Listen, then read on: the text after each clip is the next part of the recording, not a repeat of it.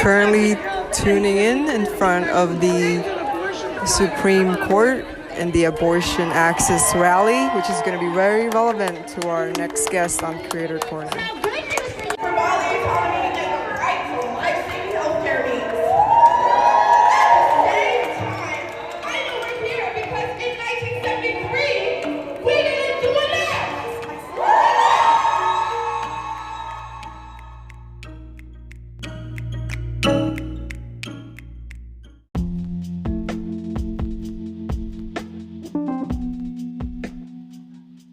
So welcome to Creator Corner, Deb. Really excited about having you on the platform today.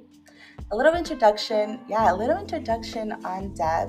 Deb is the artist behind Candid Almond, and her art really represents the intersection of art and activism. So really excited about our discussion today, Deb. From our research, it's really representing, reproductive health, women's rights, and so very excited to dive in and learn a little bit more about the inspiration behind the art. Thank you so much. Welcome. So happy to be here.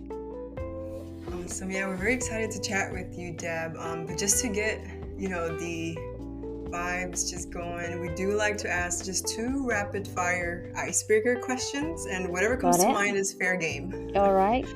The first one being, if you can collaborate with another artist, who would it be? Living or dead? Any, fair game. Yeah.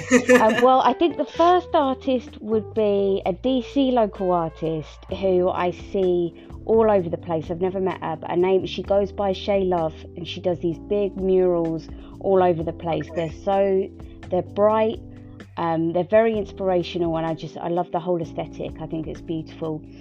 And then it would be Frida. I just love everything about it. It might sound a bit cliche, but I just love everything about Frida Kahlo. So I love how in the end her career overtook her husband's, which was the opposite when it first started out, and just a very complicated woman. And I would love to go back in time and say hello. That would be lovely, wouldn't it? Definitely. Yeah, I love that you chose an artist in the present, and then someone historical, iconic, timeless as well.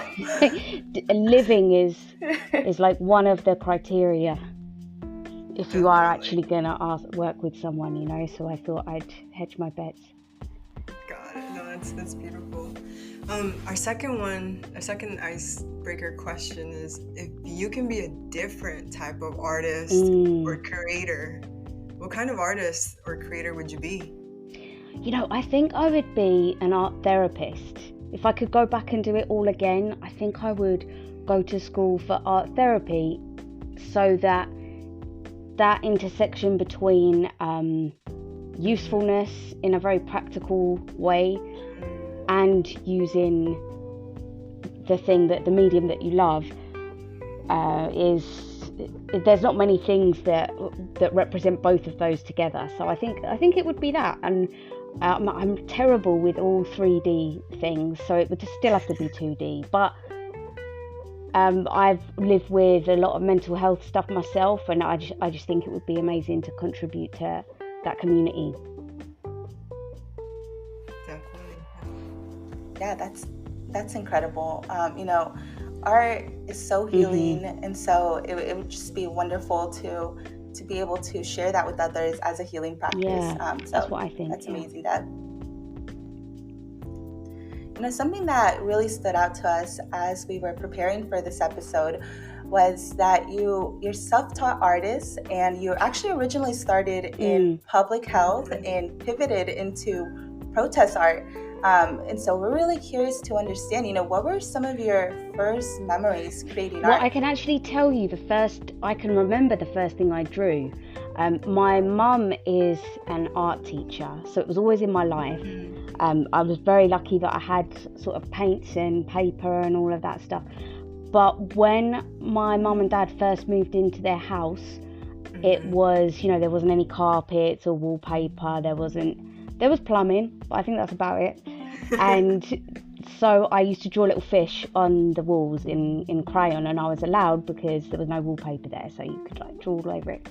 But I remember the first time that my mum realised I could draw. My sister can't draw for anything, so it was she realised that I could draw was when I was 5 and I drew an apple and there was a light source, and I didn't know what I was doing. I just figured that where the light would be shinier and where it's not would be darker, and so they're the two things when I think of the very beginning: a fish and an apple, I think. And what was the other one? The other bit of the question, sorry. Oh, yeah, just looking to understand, how you got started and what were your first memories creating art. Yeah. So, a fish and an apple. That's right. And then all my childhood, I'd be drawing animals like tigers and leopards. I used to love doing that, just from books and stuff. I was very into drawing orangutans. I just drew a lot of orangutans actually. But it was nice because it was my own private little world, and if it's a picture from a book, it's stationary. I don't have to worry about it running around, and it's just you just needed that book, a bit of paper and a pencil, and that's something that I've always loved about it, that anyone can do it. Don't have to have all the equipment around you. Yeah, what I love about that is how simple it is to get started. Like you said, a paper and a pen, and just drawing just like animals, and just really, really, really beautiful. But you know what? I bet your parents were upset that they skipped the art gene there with your sister, the art gene. I mean, she's a nurse, I guess she's contributing to society, but she's amazing at, this is weird, but she's amazing at like crocheting animals and stuff. And there's this whole language that I had no idea about, like in a book with like different lines and dashes. So some part of her brain lets her do that. So that's nice for her, I guess. Yeah, so that's a medium of art as well. Absolutely. And I think that's very amazing that you can remember drawing that fish with the lighting and, and that apple as well. Now, and, since having experience being this, almost like it came naturally to you, according to your mom, when you're drawing or when you're creating a piece of art, what are those emotions you wish to really radiate to your audience when they see your creative work? Yeah, for a long time I had no idea at all, and I got to a certain age where I was aware that copying from a book doesn't mean anything for other people. It's nice for you, and sometimes people think, oh look, that looks similar to what's in the book, she must be good at drawing, but that's the end of it. There's no, otherwise just take the photograph. And I stopped drawing for a fair amount of time because of that, because I just wasn't getting what I needed from it. I just couldn't find that source of inspiration. And it wasn't until the Women's March in 2017 and everything that symbolized for all of us, the beginning of a rough few years. And that's not to say that everything was great for women, for reproductive health, for LGBTQ community, all of the communities that I love to either be around or I love to be a part of. But it was particularly grim, wasn't it, from for a few years there. And when I went to the Women's March right before the inauguration, what struck me the most was how much funnier the protest posters were if you were on the lefter side of things than the right side of things. So I was there for I wasn't there on the day of the inauguration. I was there the day before. I didn't want to go, to the actual inauguration, but I didn't want to give the head count. But when I had my big keep your rosaries off my ovaries. People Yes. were people that had come to the inauguration who were supporters of the ex-president was genuinely confused by what it was about, by what I was saying. Like, they were like, what does that even mean? Mm-hmm. And I said, well, it's about religion not having any place in a person's reproductive health or rights. And it just struck me at how, I mean, to me, that was just such an obvious message. Not that someone would agree or disagree with it. I mean, Right. obviously, Right. I know where I stand, but to not understand it at all Yeah. Yeah. was so strange to me. And it just, I wasn't born in this country, and I've been here 10 years now. I'm a citizen. But it takes a long time of meeting different people to really understand just how diverse and vast the US Mm-hmm. is.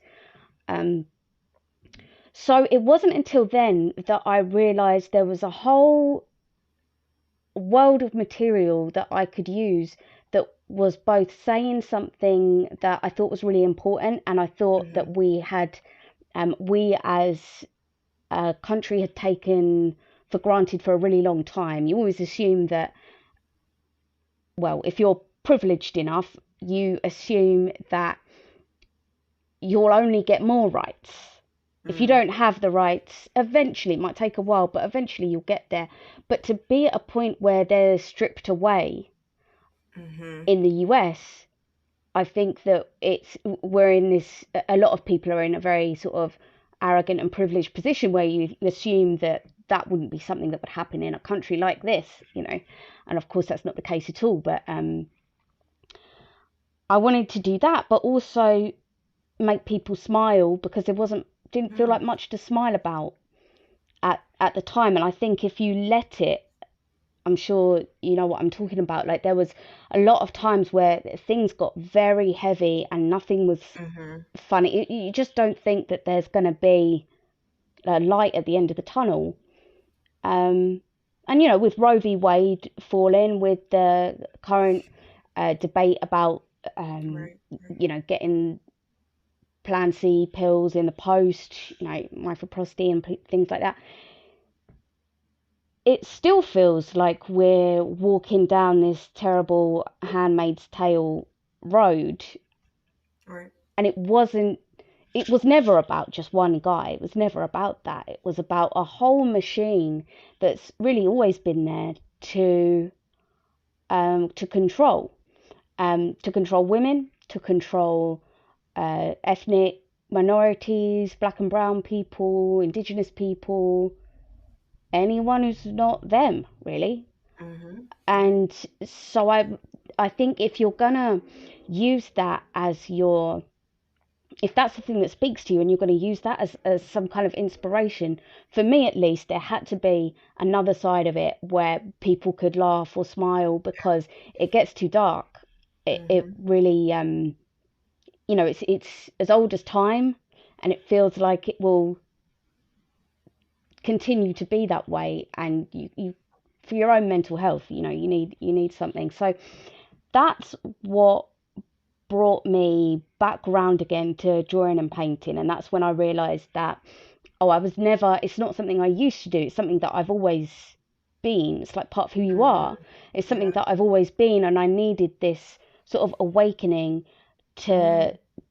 to understand that I had something to say about that. And I am someone who needs that in order to have the motivation to do something.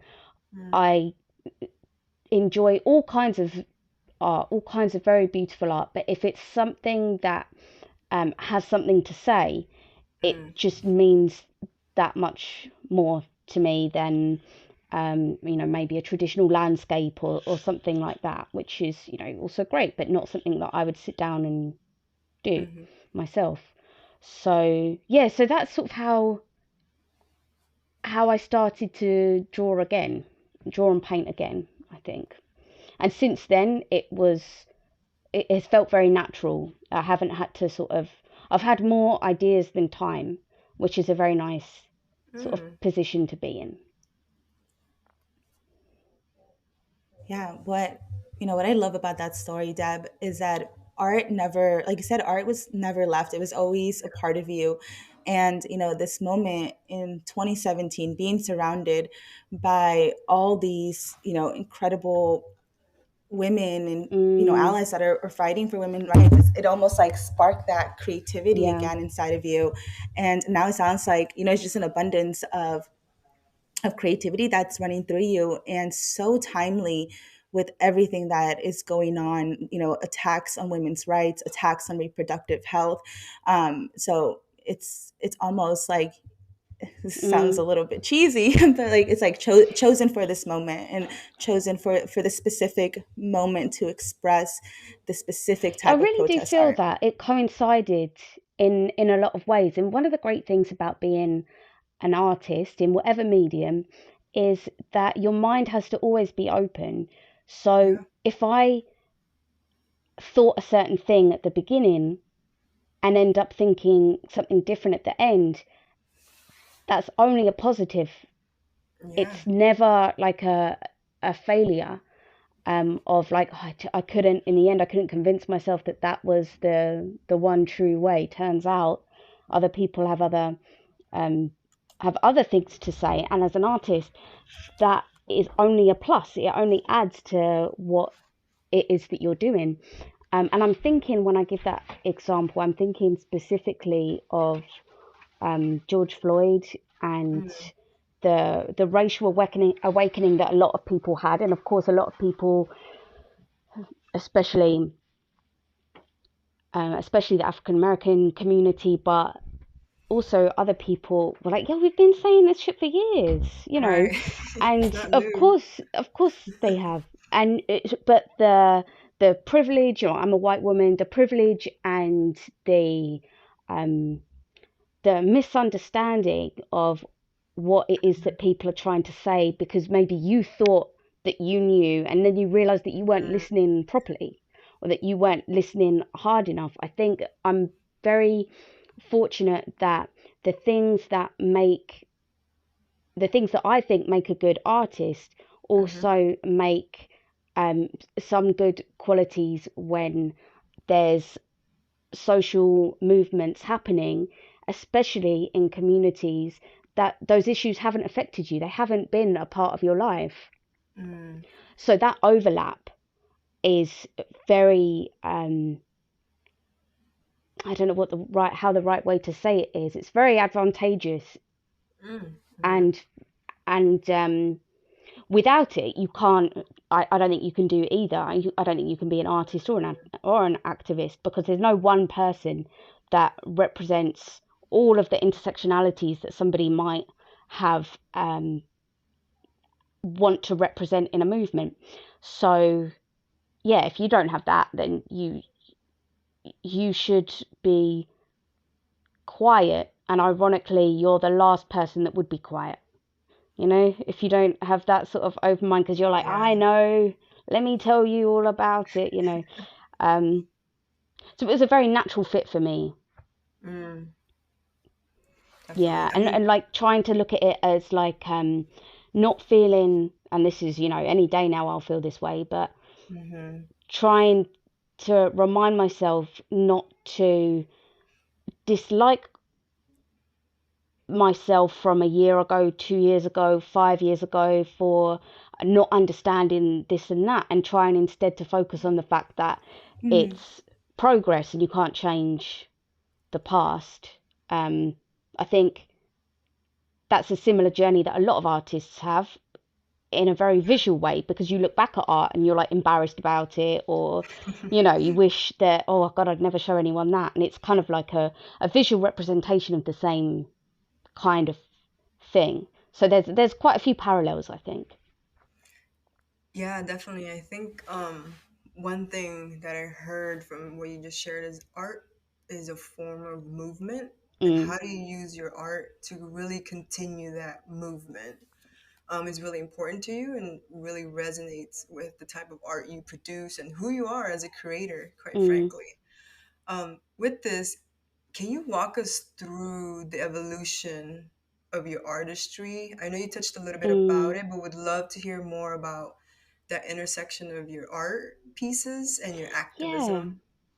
Yeah, it all started from me. So the reason I got into public health was that when I was about 10 or 11, I had just such a clear moment. I was watching the TV and it was like comic relief. In the UK we have like um the classic sort of let's raise money for the famine in Ethiopia type Mm-hmm. approach to development. Very Gotcha. paternalistic, very kind of they call it poverty porn, flies around the face, very very disrespectful to people's Yeah, um absolutely. to not just like a country or a culture but individuals. Yes, it just yes. so It's almost like a very Oh white yeah, savior everyone wants. approach to That's exactly what it is. You development. want to feel. All you have to do is text a number, and you've given Right. £3, £5, and oh, what a good person I am. That I've done that, and maybe you are. I don't know, but it's certainly not the way that money is extracted is manipulative, and the way it's given, it gives. I think both sides are sort of set up for failure in a way. Yes. So anyway, but I remember, being 10, obviously I didn't understand like any of that stuff, and I just remember seeing some terrible images and hearing stories about people with HIV and how that had affected their lives. I specifically remember it being from South Africa and about children who then sort of become parents because their parents have passed, and I just couldn't stop thinking about it. And I think I couldn't stop thinking about that for like that day forward till the rest of my life. But when my master's was in control of infectious diseases, so I think my disgust at how other people were living when I was living in a certain way. When I say a certain way, not a castle, just a normal house in West London, right by Heathrow Airport. That went to work on infectious disease, because in infectious disease, in a lot of infectious disease, there's an actual cure and prevention, and people aren't getting that. There's one thing for something not to be curable. There's another thing for it to be logistics, to why something isn't curable, or budgets. And again, I do understand this is a very simplistic way of looking at it, but that was my evolution going through from a younger age.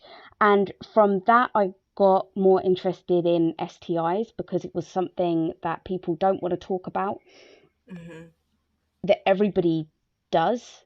Most people at some point in their life have sex. And if you look at, I'm sure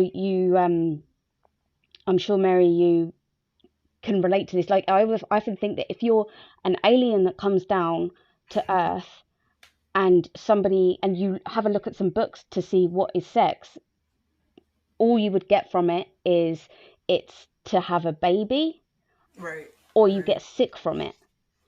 So that's why else would you do it? There's absolutely nothing about pleasure, about the pursuit for pleasure, especially for women. Forget about that.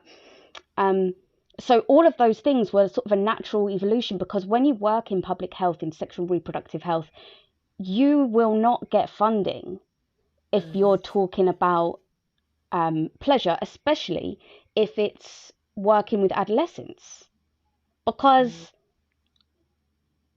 there are very, very few cultures, parents, and I include our own culture in this, like a Western sort of culture, that feel comfortable with it, which yeah, you definitely don't want anyone doing that, but it's extremely important to do, because all of a sudden we expect, especially a young woman, but also any member of the LGBTQ community, to just suddenly understand, to just think, oh, okay, that's how you do it. And of course, nowadays you learn from porn, and so there's a whole other set of issues, and porn is prevalent worldwide.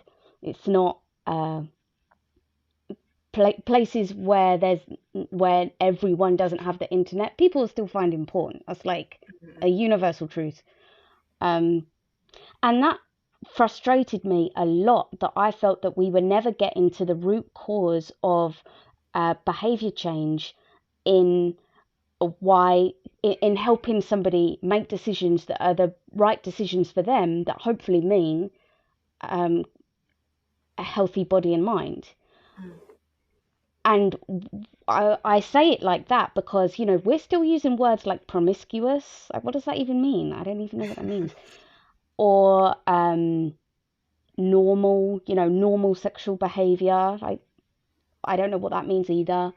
I know what they want it to mean. Like people that say these things, and your hands are tied, because if you want funding for your program, you can't mention anything that might seem like you're going to talk to young people about sex in a more realistic way.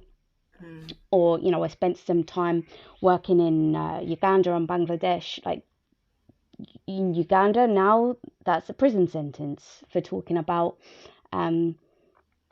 homosexuality or any kind of spectrum of sexuality. So that frustration led me to think, I can't do this, because I was very sort of hands-on. I was writing a lot of material, so I was writing curricula for young people is one of the things. There was like other types of things as well, and you know, it felt like just a lost cause. Like before you've even pressed the send button, you know it's not going to work. That's not a very good feeling in your day-to-day life, in your day-to-day career. And I was very fortunate that my husband got a job that allowed me to say, let's see if I can make this a full-time thing. Let's see if I can make this business a full-time thing. And I quit in January 2020, and I lived the dream for 3 weeks. And then I lost all childcare. And since then, I've been a full-time mum and worked on my business and my art every day. But you know, at nap times, at night, in the evenings, I probably get in about anywhere between 2 and 6 hours a day, which I'm very proud of, considering I have a 1 and a 4-year-old. So that's like the juggling. That's the juggling thing that you have to do. But I guess that's like the evolution of how it all began. So to me, it's all the same thing, because I'm painting about, the vulva series and everything. I'm painting about this stuff that it's a form of expression, and I wasn't allowed to express it before because of politics and religion and just, you know, lots of other kinds of reasons. And now I am, and it looks very different at first, but the root is all in the same place, I think. And so it started there. And then on a technical level, the more you do like an instrument, you know, the more you do something, the better you get at it. Things that used to take me a week take me a couple of days. And for me, I think the hardest thing was learning like how to build a website and Photoshop and all these things that I'd never done before. It was a learning curve, to say the least, but I've really loved it. And there's never been a day where I've woken up, and this sounds so like cliche, but there's never been a day where I haven't thought, okay, when am I going to work on this today? And that, just the fact that I could be there for my kids during COVID was almost like an affirmation that I've made the right decision. And now, you know, I still have a lot of guilt for not bringing in my half of the rent, which is, you know, everybody says, yeah, but you take care of the kids. But this is how ingrained misogyny is in our in our lives, that's not good enough. You know, if you told me that, I would be like, what are you talking about? I mean, you do the most important thing. But for whatever reason, I can't say it to myself and believe it. So there's a lot of it's not like, oh, I'm living the dream over here. It's like all jobs and stages in your life, it swings and roundabouts. There's going to be big highs, big lows of whatever it is that you do. I don't have that kind of I don't have any financial freedom, is what it feels like. And I also don't have those moments where you get this sort of professional affirmation from your colleagues. I don't have that, but I've got all this other great stuff. So I have to, that's now how I think about it, rather than, oh, I used to work in this thing for 10 years, then I just kind of threw it all away. I didn't. It's a progression of that. So that's pretty much how I see it.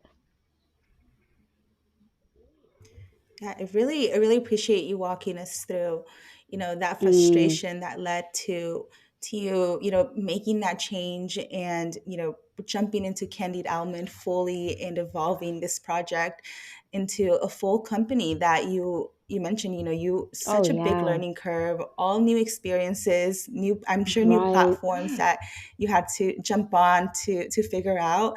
And so, all the grace to you for jumping on that and learning while juggling the kiddos, and there's some dark times. Jumping into I'm that not going to lie to you. It was some I mentioned at the beginning, I think, that I my own journey with depression and anxiety has been, now I understand it as a lifelong thing, that I can go back to being like 10 years old, and clearly some of the traits were very prevalent in my life, and I have this strong family history, but I didn't understand any of that. You go to the doctor because you're losing loads of weight and you never sleep, and they still don't make the connection. And so it became, there have been periods since I've moved to this country where, like, the suicidal thoughts have got the better of me. And there was one point where it was a case of, you need to be on medication or you'll be institutionalized. Like, which one do you want? You're just not given a choice anymore. And so what seems like a very sort of idealistic jump from an environment of frustration, and I worked with wonderful people, but as an organization it was a beast. You wouldn't ever be able to change anything. And it's also never on one person anyway, but it was a necessity really to remove myself from that kind of hamster wheel of this if you know that something, well, the definition of insanity in that, if you do the same thing over and over again and expect a different result, then that's what will drive you crazy. And that's what I felt I was doing. So it wasn't like it didn't even feel brave. It was just like, I don't really feel like I have any choice now. And the fact that I was then taking care of the kids did make me feel a bit more useful, because childcare in DC is so flipping expensive. So I felt like I was contributing in that way. But it's so funny because when I hear you say, like, oh, it's great that you were able to do that, my immediate reaction is to be like, no, it's not. And I think part of that is just like, your character. And part of that is, I think that we're told from such a young age that, like, being passionate about your career is it's not even top 3 things to consider, really. It's about stability and making money and all of that kind of thing. So I don't know how it will turn out. Maybe I will be an art therapist in a few years, but I try not to worry about it too much. And right now, this is what's working for me and the family. So that's where it is. But you ask me next week, and I'll be like doing. Well, it's Easter break coming up, isn't it? It's Easter break now, so I'll just be insane on Friday. I'll just be like, just take them away, go.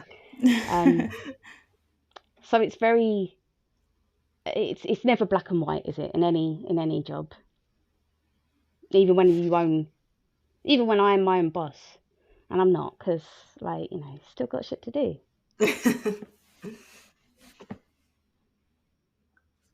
Yeah. And, you know, I really appreciate that candid response and just being very honest about that transition from being in an NGO to launching your own business. It wasn't easy, it sounds like. And, you know, you're being very transparent about what actually led to making this big change in your life, where you essentially, you know, gave up this career that you've had 10 years to do something that you were passionate about, that you would commit fully to. So, you know, that honesty in what drove that change, your not just the frustration, but also Yeah, your well-being, you know, so I really appreciate you just being very honest about of that course. experience I and that think, you know, transition.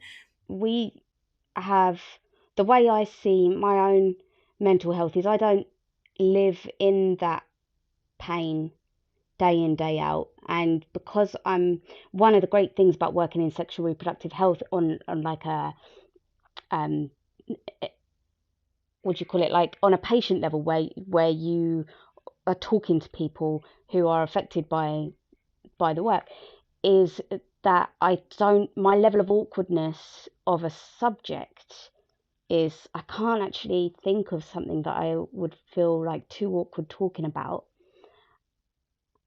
And it's almost like because of that, it's like I have to do it. It's like a duty. Um, so yeah, I mean, I'll talk about that stuff all day long. It's not pretty, but I never in a million years thought I would be quitting a job and being an artist. And I think when you're on the outside, it seems like, wow, you know, how did she do that? It wasn't like that at all. It wasn't even a little bit like that. It was really gritty. I still have people, like if I bump into someone that I used to work with, they're like, oh, how's your art going? You know, and kind of like a, how's your, in a, they don't mean it in a condescending way or anything like Right, that, but right. that's how I take it, because you know you're sensitive about it. Mm. And it's, you realize that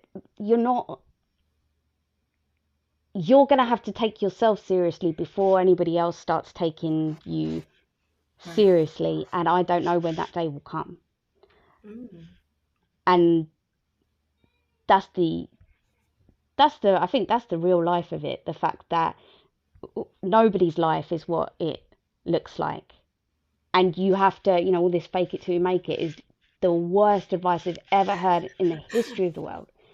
Definitely doesn't work for self-employed artists, I don't think. Yeah.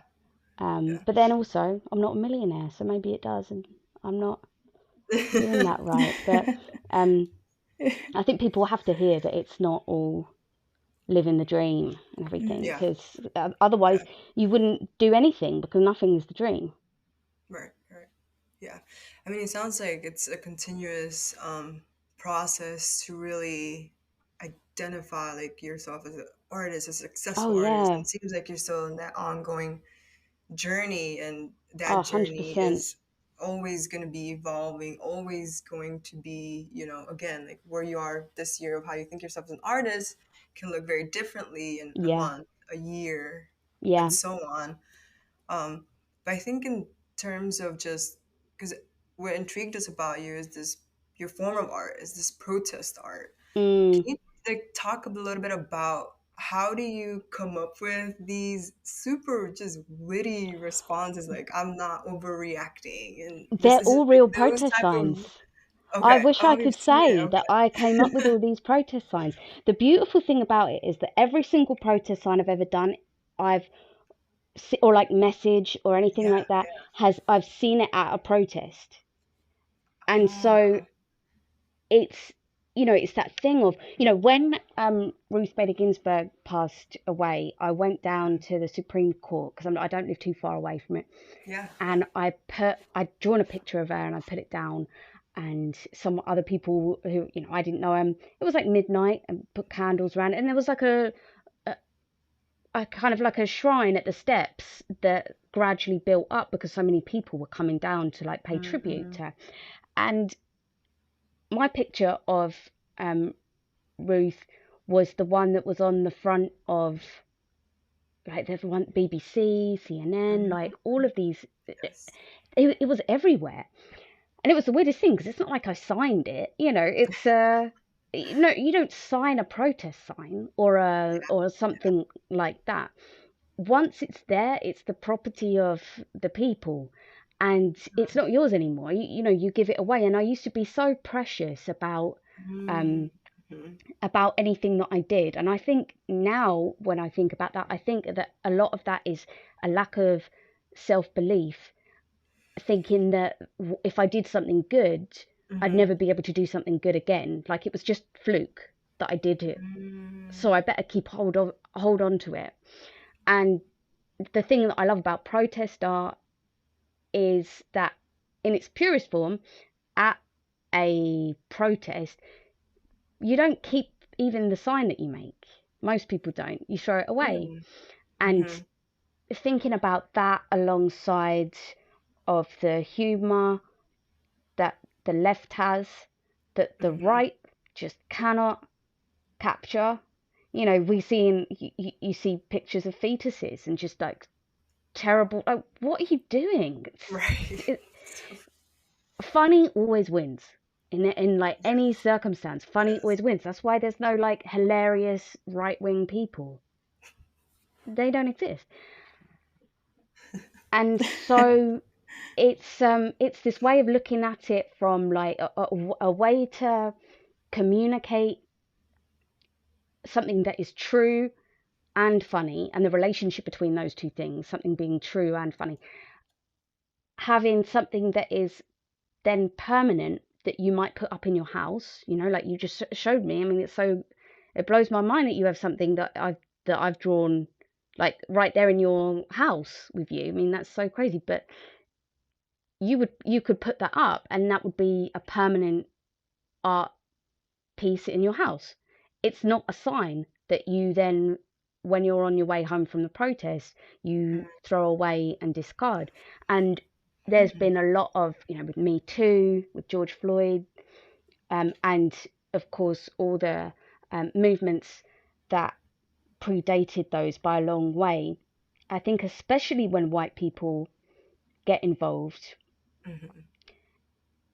there's a temporary, it's very easy to get caught up in the moment and be like, yeah, this is the right thing to do.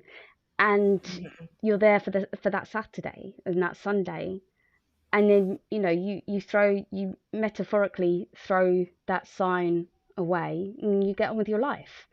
And I really wanted to think more about the permanence of the values that you would protest for. If your body is turning up at places in support of something, you know, how can I turn that into a more permanent value with the skills that I have? I'm not a community organizer. I'm not a, you know, I don't know, all these other useful things that people can be who are in an activist movement. And it is trying to combine all those things. And I just think protest art is it's just the perfect thing that brings all of that together. So that's what draws me to it. And then from there, I started to think about, well, protest art isn't just a protest sign. Protest art is talking about things that other people don't want to talk about, as a way to say, you will not ignore me, or you will not ignore this. I am here whether you like it or not. That is protest, isn't it? And art exists in that way without it having to be a sign that physically says it. Yes. And so, you know, some of my art has evolved through that as well. I think a lot about the moon, because like I have a piece called Look Into the Moon, and it's me looking up, and then at the same time I'm looking forward, and it's in like chalk pencil, it's on black paper. And for me, it was like looking to the moon was my own form of protest after I left my family and my country to move here to be with my husband, because my mum had always said to me, you know, wherever you are in the world, we're looking at the same moon. And it was, it's something that that spoke to me. But you'd never identify that as protest art if you were looking through it. So now I'm thinking more about bringing into the open things that especially marginalized communities. I'm very careful. I try my very hardest never to speak on someone else's story. So if I haven't experienced that thing personally, I try not to draw and paint it unless it's from my perspective. Because it's not my job to say whether someone has a right to do that or not. It's just I personally don't think I'm able to do that. But talking about things that people are either protesting about or things that we should be protesting about in a slightly more nuanced way is how I'm sort of looking at things at the moment. But the vulva portraits, I mean, I'll never stop doing vulva portraits. They're the best. Don't stop. Please don't stop. Ever. Too, so please, Thank you. Yeah. So I hope that answers that. Yeah, definitely. Yes, I think what's so incredible about that answer is that it almost does feel like we are going through a renaissance of art, very specific to movements. I have a specific memory of after George Floyd. I was living in Oakland at the time, and just walking through downtown Oakland and seeing all these incredible murals, popping just up. like streets of murals. Yep, and so it's just a very specific reaction to these movements, to rights being attacked, and you always see art as part of protest. I feel like it's always together, and what did the Nazis do at the height of their power? They burnt all the books. When governments, when organizations start trying to take forms of expression down, like artist forms of expressions, that's like one of the signs of dictatorship, and like it's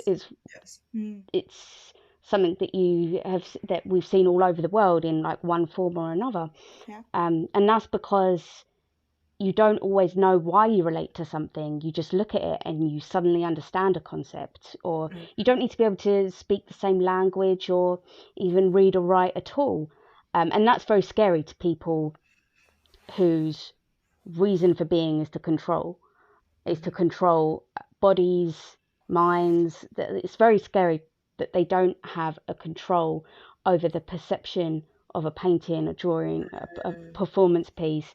It's very threatening, and that's why it's so important in a society, because that's the job of an artist. I think, like a journalist, that thing they say in journalism, comfort the afflicted and afflict the comfortable, or something like that. I'm sure I've messed that up, but just that idea of like, we're not here to placate you. We're not here to make you feel better.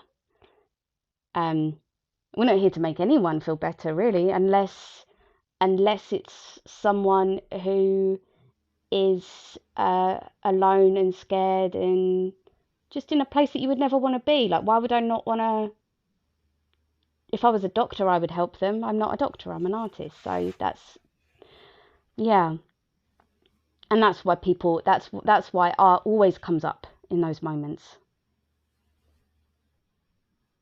Absolutely. And again, even very timely we're hearing books being banned across the country. So always movements towards banning and, to your point, trying to control minds and trying to prevent folks from, having their own ideas, even expressing their own creativity. But this actually is a great transition into our next question.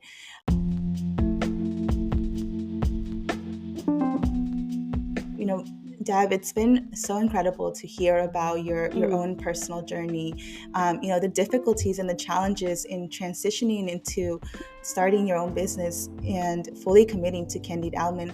What advice do you have for young women that are looking to heal and express through art? That's such a good question, and I think my response would be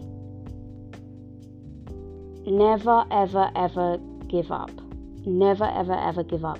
That I saw this quote once of Steve Jobs, and he said the only difference between me and this other fella, I don't know who he was that I didn't give up. It wasn't that he was like this special chosen one. And I think that in art, you hear people say, oh, I can't draw, or I can't paint, or I can't, it's neither can Damien Hirst. It's not really about that. It's about, healing is about getting it all out. And if being an artist, whether it be a musician or painting or drawing, if that's the way to do it, you're gonna find times where it's just not working for you, and you have to be able to see it for what it is, which is just a temporary block or a temporary set of circumstances that stops you being able to do it, but then you're going to pick it up again. And so I would say that's what I tell myself all the time with this business, like, you know, just keep going, see what happens, but don't give up. That's what I would say. Yeah, that's beautiful.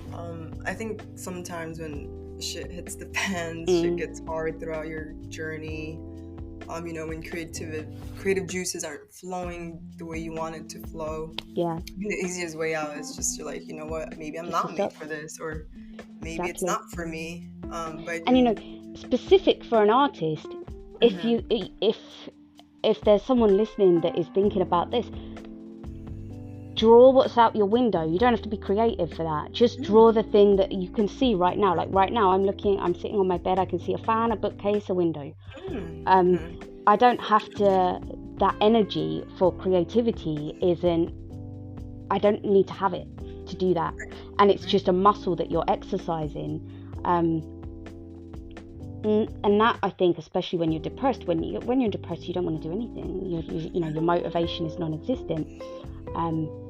That's a nice in, because it doesn't feel so daunting. Wherever you are, you can just draw the thing that you see. Absolutely, I appreciate that, Deb. And to wrap up the conversation, we do have a couple closing segments. We heard that you're not gonna stop doing your vulva series, but Nope. Can you tell us a little bit about, like, maybe your next creative project? Where can we find your pieces next? I might see it down the street in DC. So I have two, I think, that I would want to share. First is that I'm working with a sexologist. She's amazing. Her name's Brittany. And she has clients that she talks about all the different issues that women have with sex, just in all the variants that comes in. I mean, you'd be here all day trying to list that. But the vulva portraits that I'm doing for her clients, you know, the ones that I've got at the moment, they're like either watercolor with white lines, or they're like white, black and gold lines, or they're flowers around it. I'm starting to go into lots of different themes that speak to whoever's vulva that is. So, like, for example, a galactic theme, intergalactic, biomechanical, all kinds of stuff. Anything that a person can relate to, I want to be able to draw it so that first of all, that they want to look at it. I don't want it to be like an embarrassing thing for them that they stick in a drawer. You know, something that they're proud of, as we all should be, about our bodies. And I'm not, you know, I really try and try and embody that, because I have a really, really hard time with being proud of that. And so there's that. And the other one is the only 3D thing I've ever done, actually, on a miscarriage that I had before I had my 2 children. And it's all these pearls that are stuck onto, like pearls that I've made out of clay, stuck onto like just this black shiny abyss. And I named my little baby Pearl because it was like I was the oyster and she was the pearl, and there was like a lot of other reasons too. But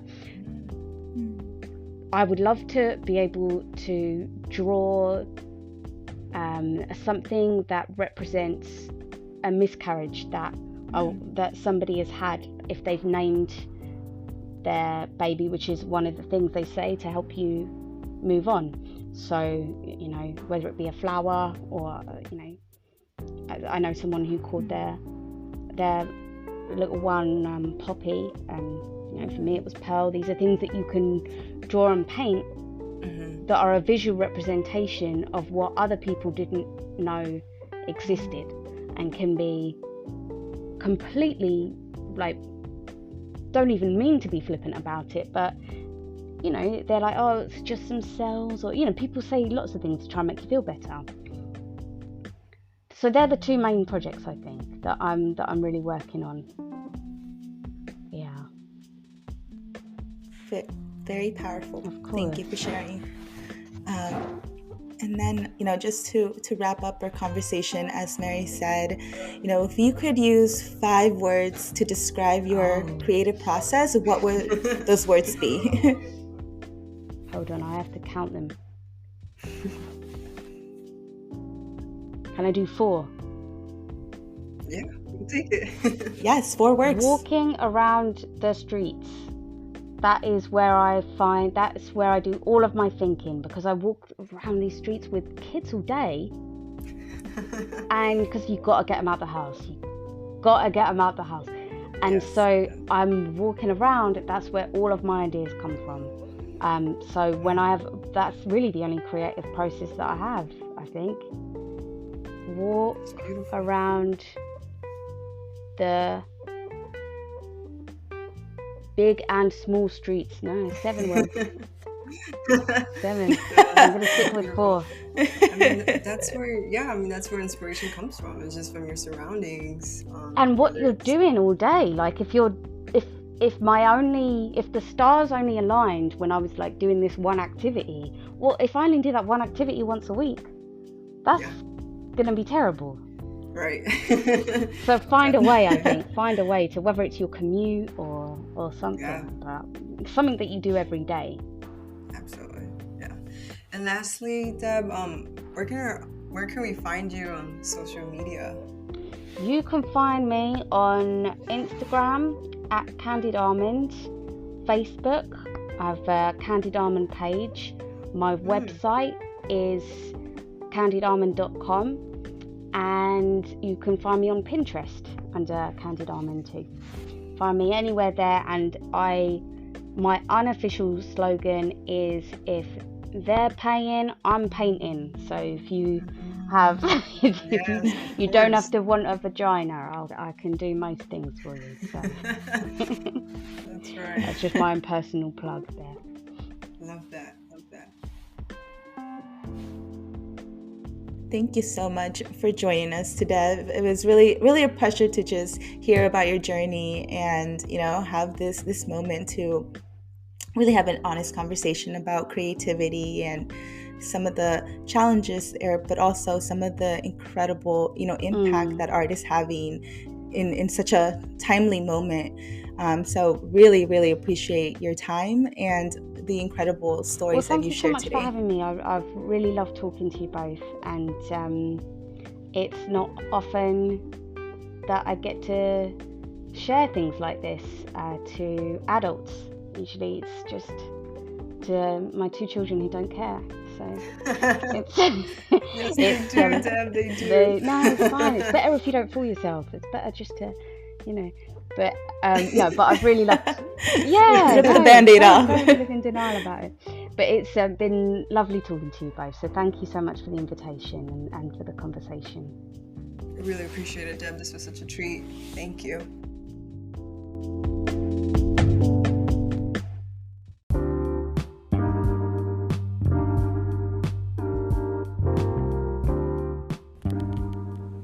Thank you for tuning in. Creator Corner is a podcast production presented by the Ars Network. It is hosted by Dalia Zaragoza and Mary Figueroa.